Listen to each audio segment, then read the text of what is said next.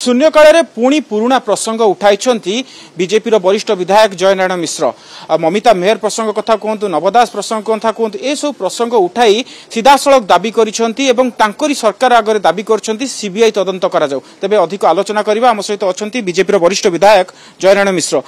Sir दो भाव में आप पूर्वर प्रसंग उठाऊले आप विरोध दल थे यही प्रसंग उठाऊले आप सरकार अच्छा पुणी समान प्रसंग उठाऊँ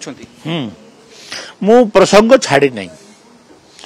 सरकारी दल रे रहू कि विरोधी दल रे रहू जोटा लोक मानकर कथा मो विधानसभा रे उठेबी आ लोक माने एई जो तीनटा हत्याकांड आ गोटे रहस्यजनक मृत्यु या उपरे लोकंकर जो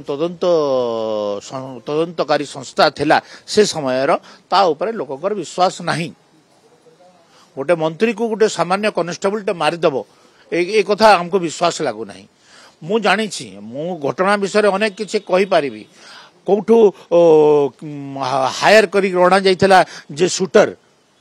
सबु कथा अच्छी सबु झारसुगुड़ावासी ओपन डिस्कशन करूछंती शूटर को केमती पार करा गला कौन करा गला सबु जन को पानी ता ना रे से केमती एवं केमती आपण हत्याकांडर अध घंटा भितरे से तांकर घर गंजाम एवं माँ बापा डॉक्टर समस्त को जोगाजोग कर दिया जाई पारला एवं समस्त मंतव्य निया जाई पारला। एटा आगु प्री प्लान थिला प्री प्लान मर्डर बोली आपण कहउछंती कोन किए करिछि पर्दा पछर खलनायक किए विधानसभा रे जो माने हत्याकांडर षडयंत्र करिथिले से मानकर ना ए पदारे मु कहि पारिबि नै। मु विधानसभा भितरे कहि सारिछि आपण से समय विधानसभा रे जो 3 जन 4 जन तद ये जो षडयंत्र करथिले हत्यार से मानकर ना विधानसभा रे न कहि सारिछि आपण मते कोन पाई पचारुछंती आ तेज देखा गले ये तो गला नवदास कथा ममिता मेहर प्रसंग कथा भी आपण उठाउछंती स्वामी लक्ष्मणानंद प्रसंग मध्ये उठाउ स्वामी लक्ष्मणानंदर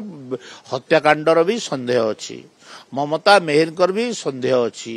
तापरे जो रहस्यजनक भाव में गोविंद साहू जेल भितर आत्महत्या कला भली जो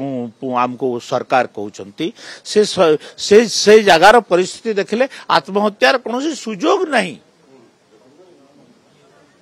देखा गले लक्ष्मणानंदर जहाँकि हत्याकांड रही तीनोटी कमिशन बसची से रिपोर्ट भी अच्छी आपण सरकार भी अच्छा सरकार चाहिए तो आपको रिपोर्ट को सार्वजनिक करें सार्वजनिक करंतु मु तो दाबी करुछि किंतु